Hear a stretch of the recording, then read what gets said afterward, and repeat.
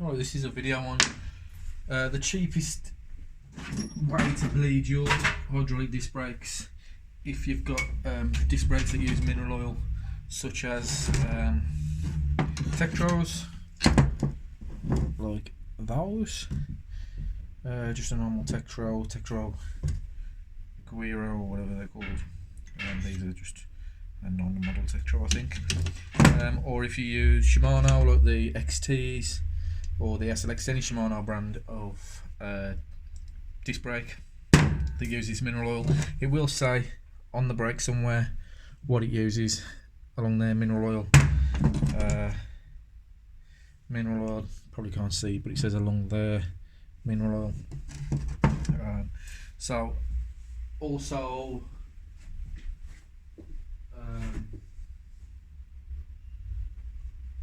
your Magura brakes that use that blue stuff doesn't need to be there. It's crazy expensive, a bike bits as usual, and it just doesn't need to be that expensive. Bike brakes tend to use mineral oil because it's less aggressive. It's not nowhere near as aggressive on paint or hands or everything else as .4, .3, whatever, .5.1, whatever we put in there. A couple of advantages to mineral oil are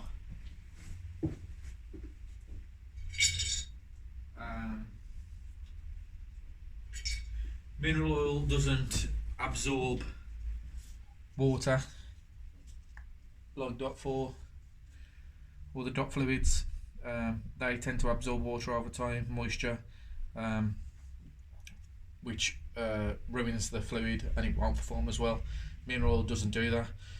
It also doesn't eat away any of the seals in the brakes, so it won't eat away any of those, so it'll last in there longer. The disadvantage is it's got a lower boiling point, but with bike brakes you don't need a high boiling point. It's not like cars, so you don't need it. So the stuff I use, instead of using your standard mineral oil that all the bike manufacturers want to use, like the Shimano pink stuff, or the Magura blue blood, which is really expensive, or this cyclone mineral oil, that stuff there is like £6 for 125 mils. The best stuff to use, the cheapest stuff to use, is LHM. That's a suspension fluid used in Rolls Royces and also used in Citroens, used for their hydraulic suspension. It's the same stuff as we use in the brakes. I've been putting this into brakes for 10 years without any issues at all, no problems at all. I've seen the videos on people putting baby oil and things in that, but this is an oil that's used in automotive settings. So it's used for cars, it's used for suspension. So I mean, baby oil, I don't know what's in that, but I don't know whether that what the sort of boiling point is on that, the temperature that it can take, whereas this is going to have a higher boiling point than baby oil. But yeah, that stuff for how many litres? 1 litre is about £5-6, so that'll last you a long time. So I'm just going to bleed a brake with it now. So we've got this tektro brake. I've already got some in my syringe. Get a little bit more in there. So we've got some in the syringe. Now all we need to do is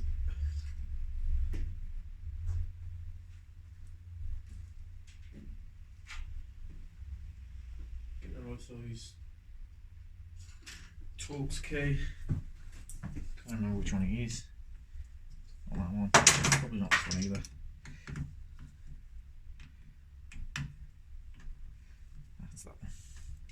So we undo the Torx key out of there. Undo the bolt.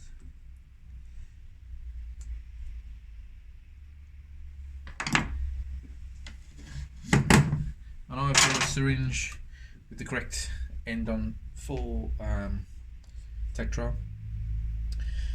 We sell a syringe like this with mineral oil and the end for 12 quid, I think it is. But to be honest, you can bleed this in the reverse way with just a bit of pipe and a syringe straight onto the bleed valve there. Uses a 7mm on there, but I'll bleed this straight onto a rag, so messing about. So we'll screw that into there, and then all we got to do is push the fluid through. So because these brake pads are no good anyway, I'll leave the brake pads in, put a disc in there to stop it closing up.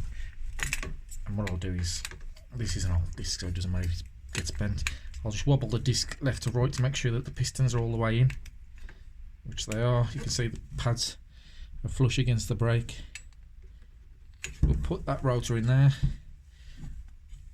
Like I say, it doesn't matter if I get oil all over this because it's an old one. Undo that and then push the oil through.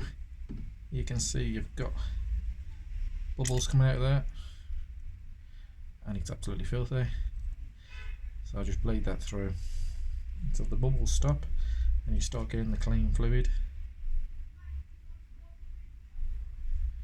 So getting a few bubbles. This was completely empty, this one was, so we just bubble that through. There we go, we're getting the green fluid out of there now and no bubbles. So we'll close it off like so, and then what we do is on the syringe we just pump on the syringe and pull on the syringe gently, not too much because you don't want to pull anything past the seals. Just pull on the syringe gently to pull any air out of the lever. See the bubbles come up there. Just bounce on the syringe a bit to get the bubbles moved and pulled out.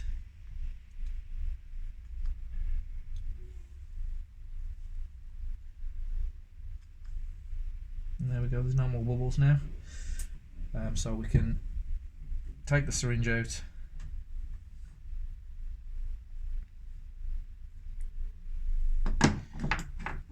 Have a bit of spillage there, and we can put the top back in.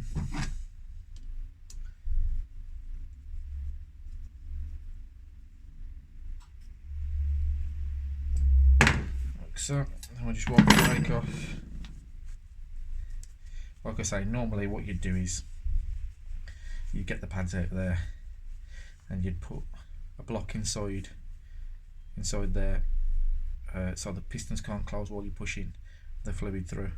I mean, you can normally get like a 16mm spanners, normally the right size to get in between the pistons, because if you get any fluid onto these brake pads, they'll be contaminated, they will squill and you won't be able to stop it, no matter what they say online about boiling them and sanding the tops off them and all sorts. It will not stop. You might stop it for a day, but as soon as you get through that top layer, it'll be back. So that's all wiped down. Put the disc in there to test it. Pull on the brake, and that brake's beautiful. It's holding the rotor. There you go. The lever doesn't come in too far. If you feel like the lever's a little far, if you want it to feel a bit more responsive, you can normally get it to feel a bit more responsive by getting a bit more fluid in your syringe. Pop the top back off.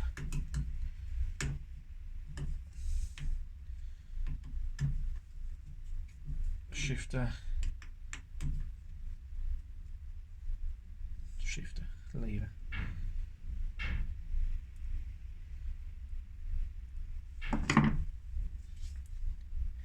Now what I want to do is, at this point you don't want to introduce any more air in there, so make sure that you've got no bubbles in your syringe. Push it through until it comes out clean at the top, and then put it into the lever. And now what we want to do is try and get any remaining air out of there. If there's anything, look, there is some in there. That might be what was sitting on top of the fluid. But if we can get that remaining air out of there,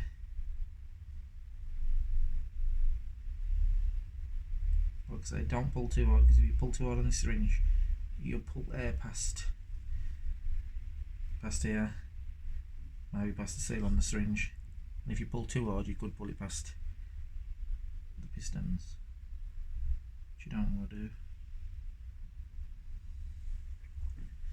All we've got to do is get that air out.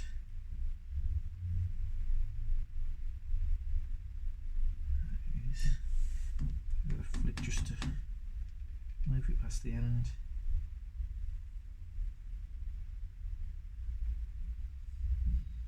There we go, I think that's all the air out now. Just have a bounce on the syringe at the top there. And normally, if you give it a bounce on the syringe, you'll see any bubbles that are left over coming back up. You can test the brake while the syringe is still in there. It's not going to shoot fluid anywhere.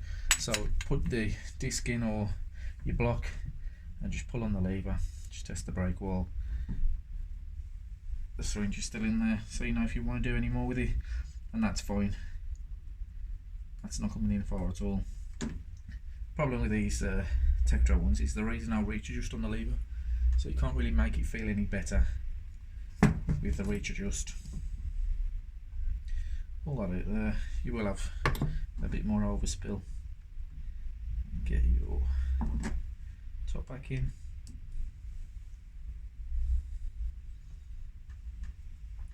And it's best after you've finished to clean it all off with some disc brake cleaner, a degreaser, just to get rid of, like I say, it's nowhere near as harmful.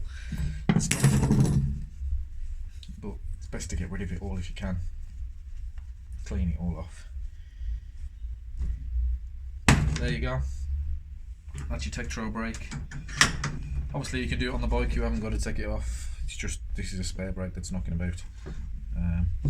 But definitely LHM fluid plus LHM suspension fluid for Citroens and Rolls Royces. Find that in your car spares places. I'll get it from down the road at a car spares place, $5.99, something like that. A litre lasts a long time compared to your little tiny balls of bike stuff.